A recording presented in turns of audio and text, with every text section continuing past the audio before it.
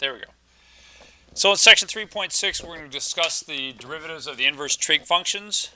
So I'm going to start by finding dy by dx for cosine inverse of x. So how do we do that? Well, let me remind us a few things here. First of all, some notation. Cosine inverse of x is also equivalent to arc cosine of x. That's just like writing the square root of x and x to the 1/2. It's just a different notation for it. Let me also remind you of something that we've mentioned before. So katoa. What's that? Help us remember.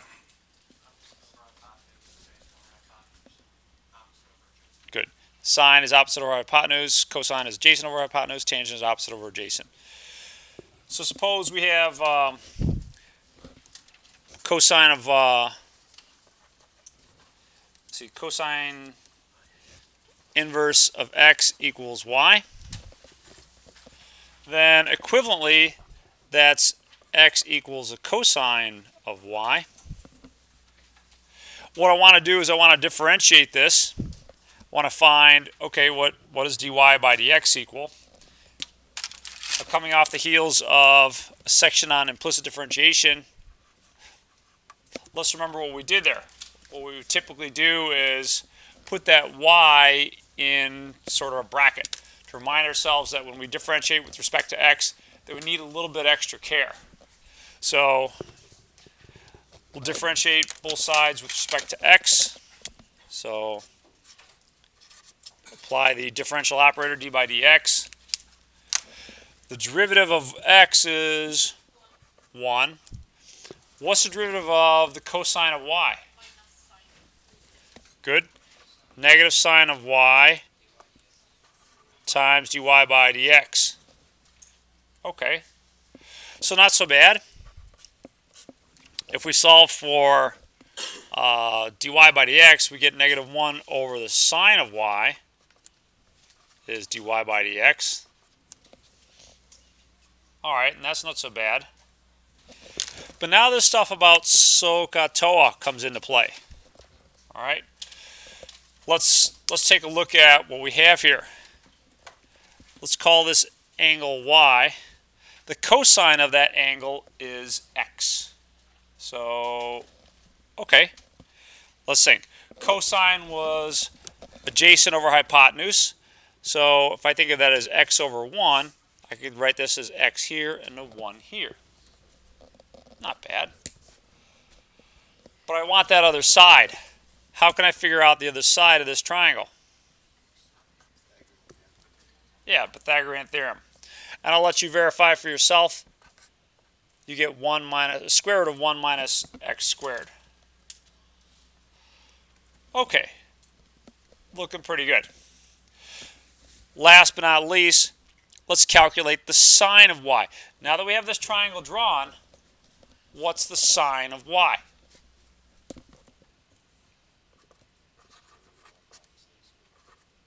Yeah, it's this over this. I'm going to put the negative up in the numerator. So negative 1. Sine of y is just going to be that over that, or just square root of 1 minus x squared. And there you go. There's the derivative of the inverse cosine. Derivative of the inverse sine is just the positive case of that. And in general, you can see all the derivatives of your inverse trig functions on page 177. So here's a brief look at it there if you'd like. This is more general. They have a u here as opposed to an x.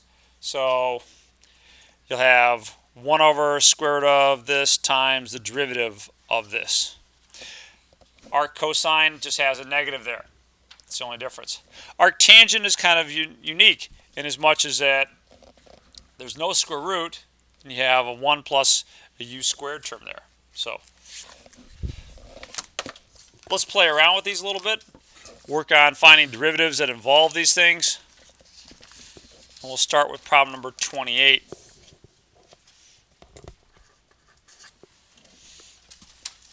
just to be helpful here, let me write down d by dx of the tangent of u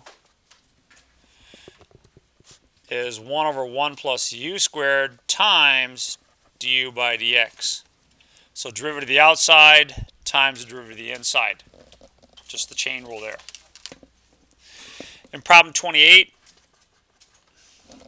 we've got f of x is the arctan of x. By the way, this should be a negative 1 here. Sorry. Inverse tangent. Arctan of the square root of x. You could also think of that as the tangent inverse of x to the 1/2.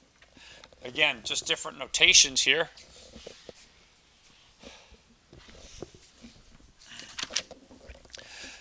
Let's find its derivative.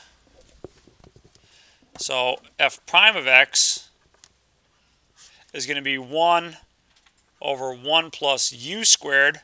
What's our u for us in this case? Square root of x, or x to the 1/2. So x to the 1/2 squared times the derivative of x to the 1/2. d by dx of x to the 1/2. We can clean this up a little bit. So it's 1 over 1 plus x times, what's the derivative of x to the 1/2? Thank you, 1/2 x to the negative 1/2. That 2 goes in the denominator. You could also put this in the denominator to make it a positive exponent if you'd like.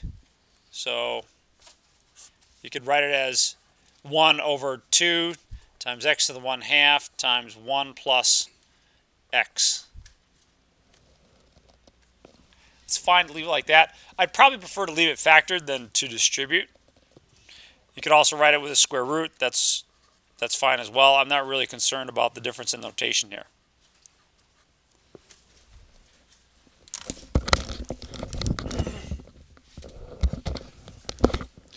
All right, so how's that first one? Is that okay? Just a little practice with the inverse tangent there. Let's try some more. Problem number 36. 36 is actually going to have kind of a curious result.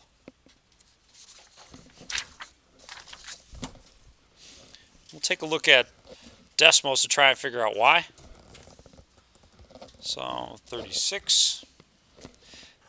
F of x is the arc sine of x plus the arc cosine of x. And again, you could write that as the inverse sine of x plus the inverse cosine of x, etc. But the goal is to find f prime of x. And see if you can't simplify it. Now, while you simplify it, I'm going to do some work on decimals. But take a second and see if you can't find the derivatives there. Look back on page 177 if you need to remind yourself on those forms. And we'll see something interesting about this in terms of the result. Try and figure out what's going on.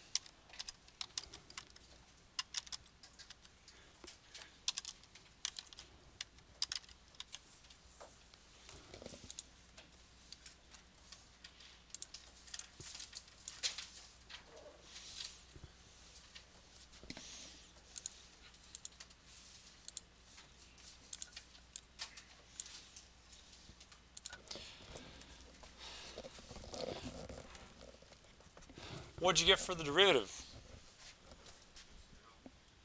Got a 0? Anyone else?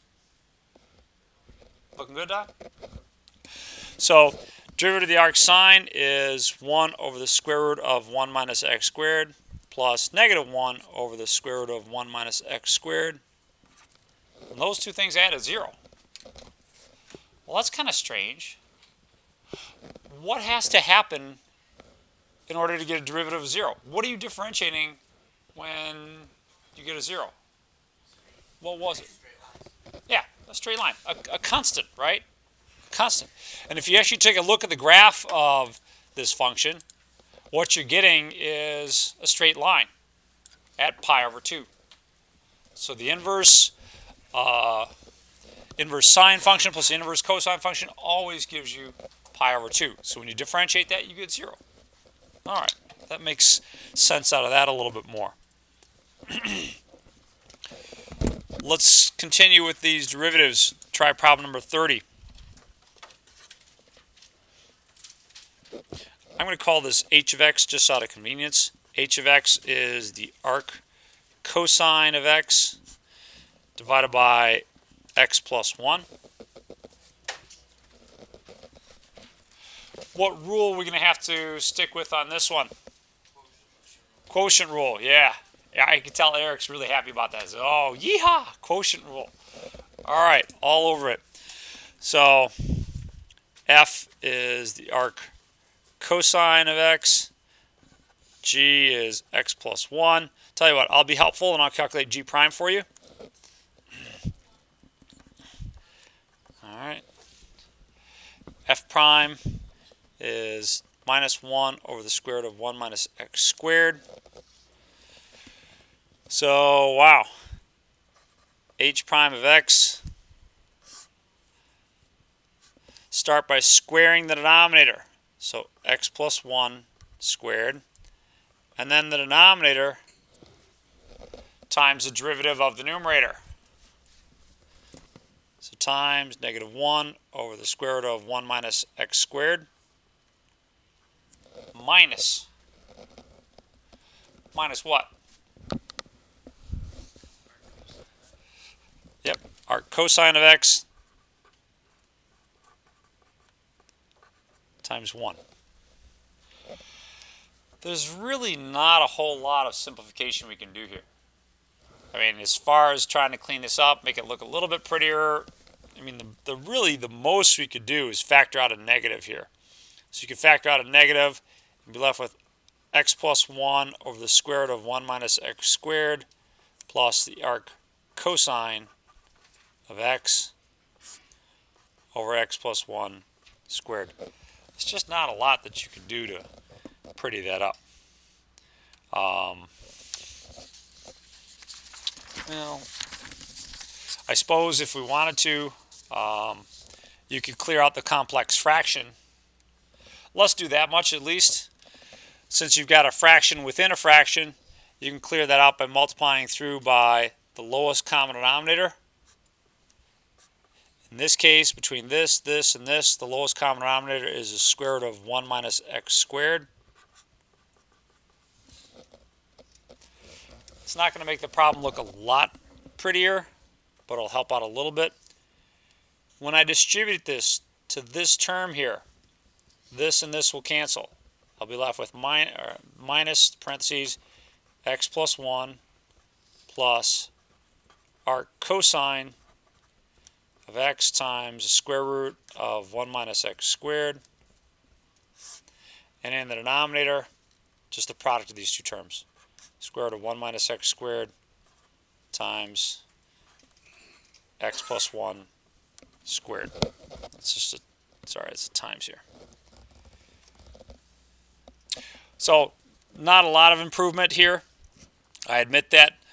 Most of the reason I did this is to kind of remind you of how we approach these things, how you can simplify complex fractions. But it's not something I'm going to mark you down for if you didn't do it on that one.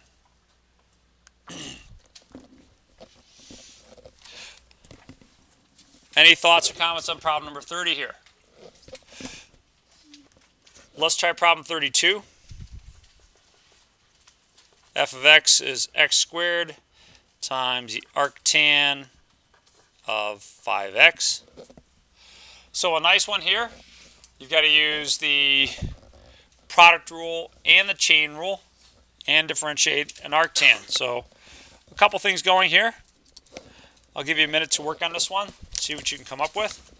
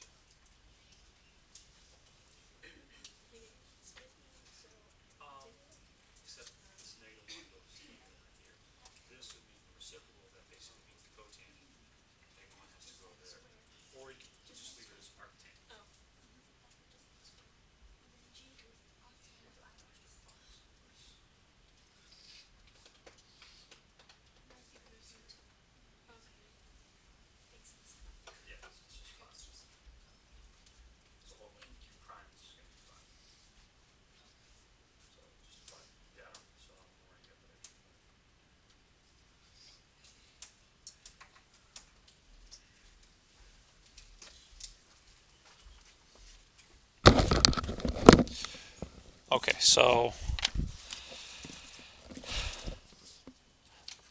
let's regard that as f, and that's g, even though I called this f of x.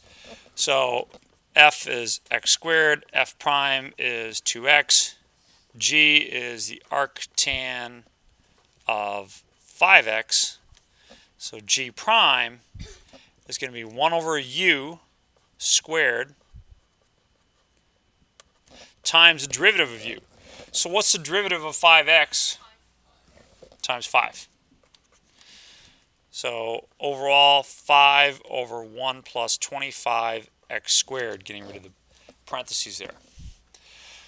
So let's fill in the formula then. When we differentiate f times g, you're going to get f prime g plus g prime f.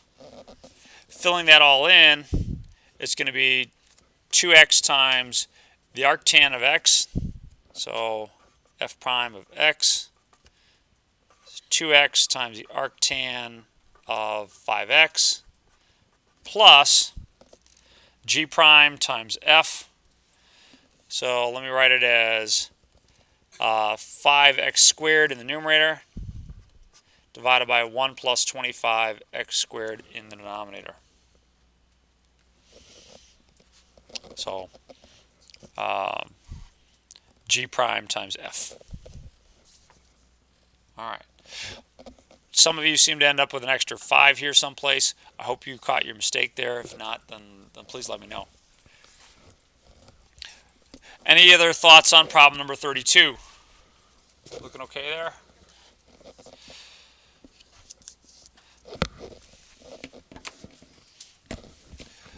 Let's try problem number 20. The interesting thing about problem number 20 is that it really doesn't involve your arc sine or arc cosine formulas at all. It's all right. It is a reminder that when we're finding the derivative has a specific meaning and application. What does the derivative tell us about a function? Slope of tangent line. Good. Slope of the tangent line. Okay, so let's look at problem number 20. X equals 2 times the ln of y squared minus 3.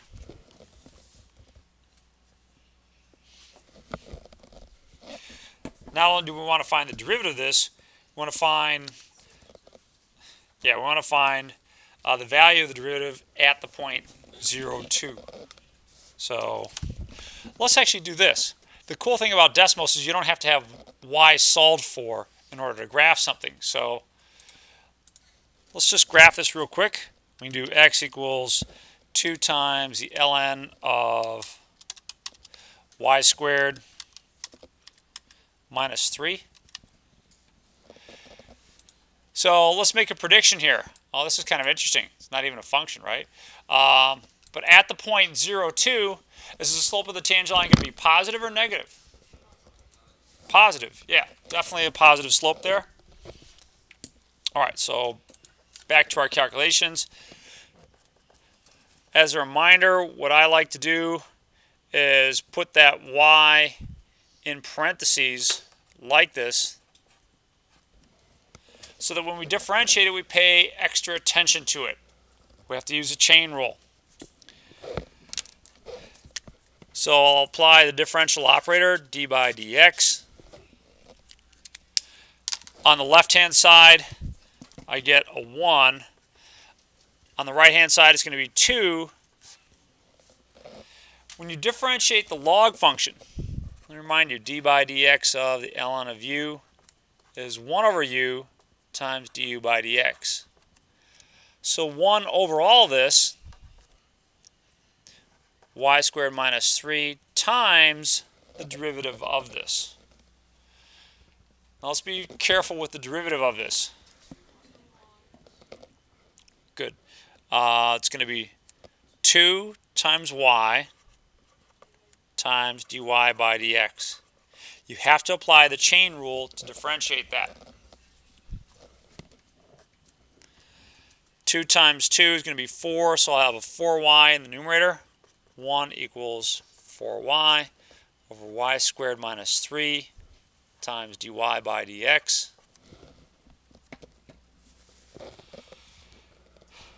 To finish solving here, I'll multiply both sides by the reciprocal. So multiply both sides by y squared minus 3 over 4y. Y squared minus 3 over 4y equals dy by dx. And from here, we can plug in the point 0, 2.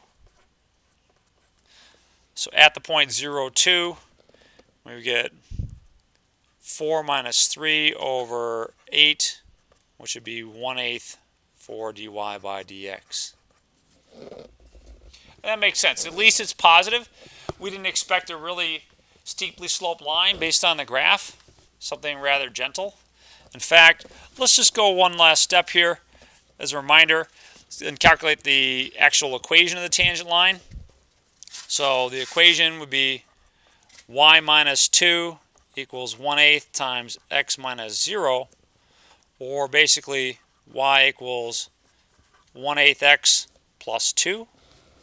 Let's see how that compares and checks out on our graph. So y equals 0.125 x plus 2. Looks pretty good.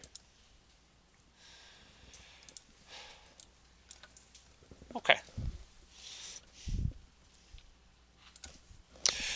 Anything else on problem number 20 here?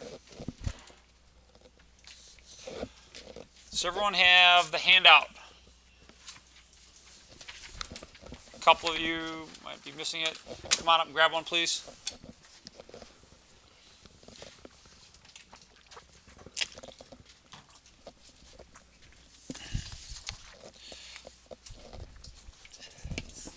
We're going to move up to problem number 40. Problem 40 is really easy, which is why I gave you a handout here for this one. All right, I might be a little bit sarcastic when I say that. Our goal is to find the derivative of this function here. There's a lot going on as we differentiate this. For instance, right here, when you differentiate inside, you're going to have to use what rule? Product rule. So use the product rule.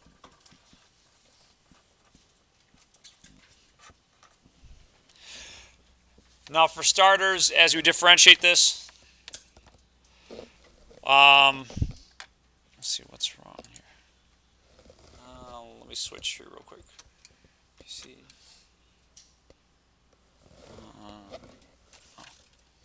Freeze. There we go. There you go. For starters, as we differentiate this, we'll rewrite this as 4 minus x squared to the 1/2. So write it with a fractional exponent. So this is cool. This is really well crafted. It's an interactive handout. You actually get to participate in this one. Yay. Hey, I like that. Good job. So here we're going to use the product rule. F is going to equal x. G is going to equal 4 minus x squared to the 1/2. F prime is going to be 1. G prime is going to need a little bit of work. G prime is going to be 1/2 times 4 minus x squared to the minus 1/2. Is that it? Is that all I need for G prime? No. What else do I need? Minus 2x. Times minus 2x. So the derivative of the outside times the derivative of the inside. Now you might notice that the derivative of the inside will simplify a little bit. The negative 2 and the 1/2 will cancel, so we're left with negative x times 4 minus x squared to the negative 1/2. Oops. So let's put that all down in the next step here. I've got f prime g plus g prime f.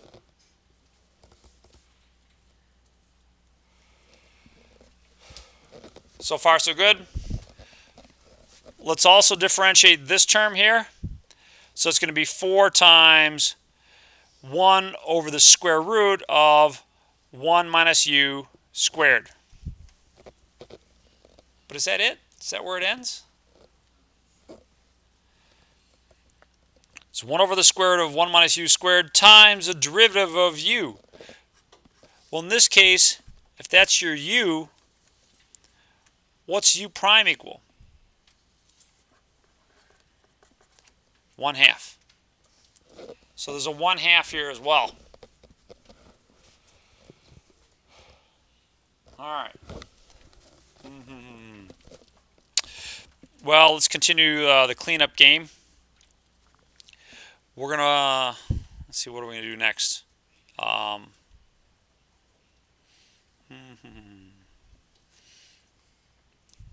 right, so we're gonna square this out. The 4 and the 2 cancel. That puts a 2 up here. And we'll just write the negative out in front here. So nothing really big in that step, just a little bit of cleaning up. But in the next step, let's start to get a little bit busier.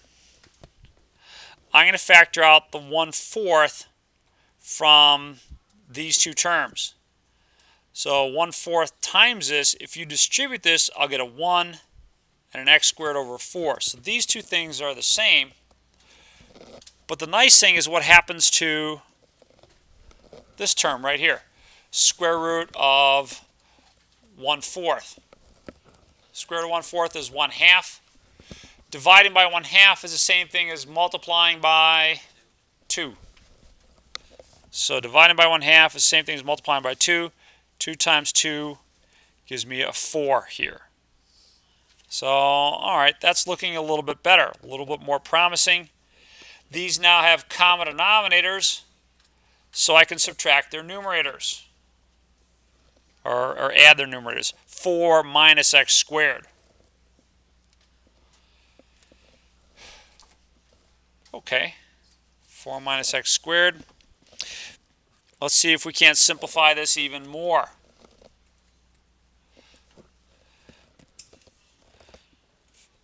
Instead of writing 4 minus x squared or under the square root, I can write that to the 1/2 power. Does that help me at all?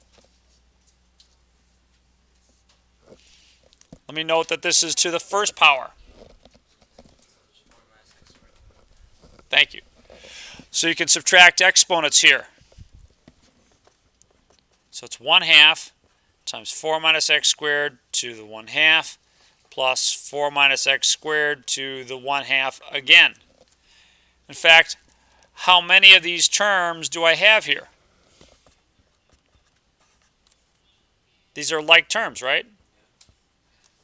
So, no, not squared. I've got 2 of them, right? 1 plus 1 is 2, so 4 minus x squared to the 1/2. Is there anything else I can do here?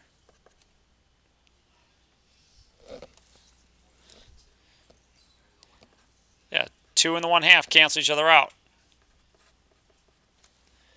Wow. See, it worked out nice after all, didn't it? Super nice. All right, so I think now you can appreciate why I took the time to do a handout here for you on this one. It's long. It's a tough one, but it has some tricks in there that I'd like you to see and be comfortable with. So if I went too fast over part of it or something, let me know. I'll be glad to go back and cover some of this stuff. But you know, the derivative actually worked out pretty nice there. I wonder who thinks of these things. Like, oh, gee, if we put these together like this, then it'll work out just right. God, it's got to take a long time to reverse engineer that.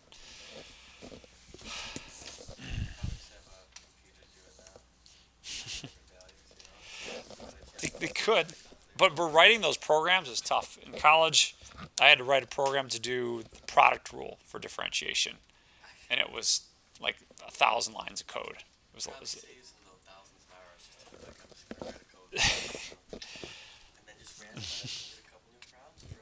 there you go. That's pretty amazing that they can do this stuff randomized. I'm impressed by that. All right, so any other questions or thoughts on these? Doing all right with these? It's just some stuff that's going to need some practice. So let me give you some practice. For homework, try 15 through 41 and 49 through 53. That's section 3.6.